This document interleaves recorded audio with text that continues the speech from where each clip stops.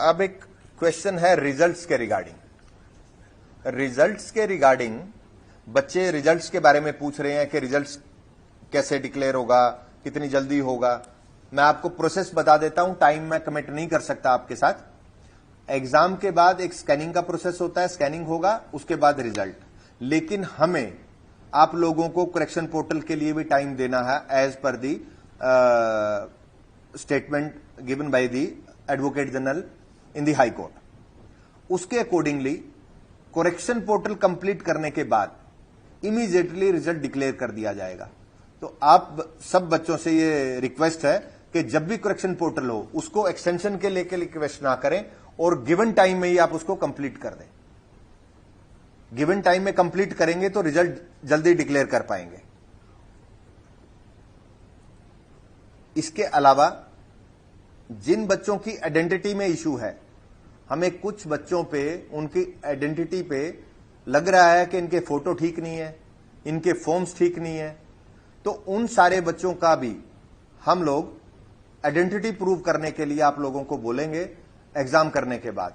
जिन बच्चों पे हमें शक होगा आइडेंटिटी के रिगार्डिंग, उनको कमीशन में आने के बाद कमेटी के सामने पेश होना पड़ेगा और वो आइडेंटिटी प्रूव करना पड़ेगा कि मेरा ही फॉर्म है और मैंने ही एग्जाम दिया है। तो इसमें जो प्रोसेस होगा वो भी एग्जाम के बाद ही, आइडेंटिटी प्रूव करने के बाद भी हम रिजल्ट के लिए परस्यू करेंगे।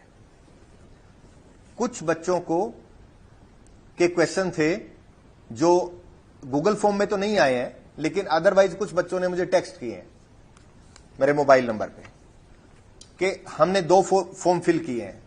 जिन बच्चों ने 2 फॉर्म फिल किए हैं ओल्ड सीईटी से और न्यू सीईटी नंबर से, हम उनको टाइम देंगे करेक्शन पोर्टल के टाइम पे, वो अपने दोनों रजिस्ट्रेशन नंबर को मर्ज कर लें और उसके रिगार्डिंग ही फिर आगे फर्दर जो प्रोसीडिंग होगी उसके रिगार्डिंग ही चलेगी। कुछ बच्चों की क्वेरीज ये आई हैं जो रूटीन में मेरे से मिलने भी आते हैं कि सर इस नए सीईटी होने के बाद क्या मेरा पुराना सीईटी का जो स्कोर है वो खत्म हो जाएगा?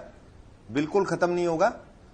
Date of result of the last CET आप वो ध्यान रखें, 3 साल के लिए वैलिड है और वो आपकी सीईटी पॉलिसी में ही मेंशन्ड है, तो आप उसको देख सकते हैं, 3 साल के लिए वैलिड है। आप date of declaration of the result CET 2022 को देखें तो वो बच्चे भी नेक्स्ट एडवर्टीजमेंट में वो कर पाएंगे, एलिजिबल होंगे।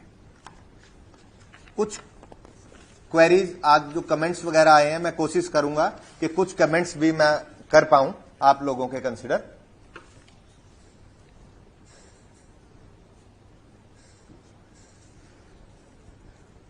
इसमें डिफरेंट टाइप के क्वेश्चंस बच्चों के आ रहे हैं, रिप्लाई फाइलिंग के लिए भी।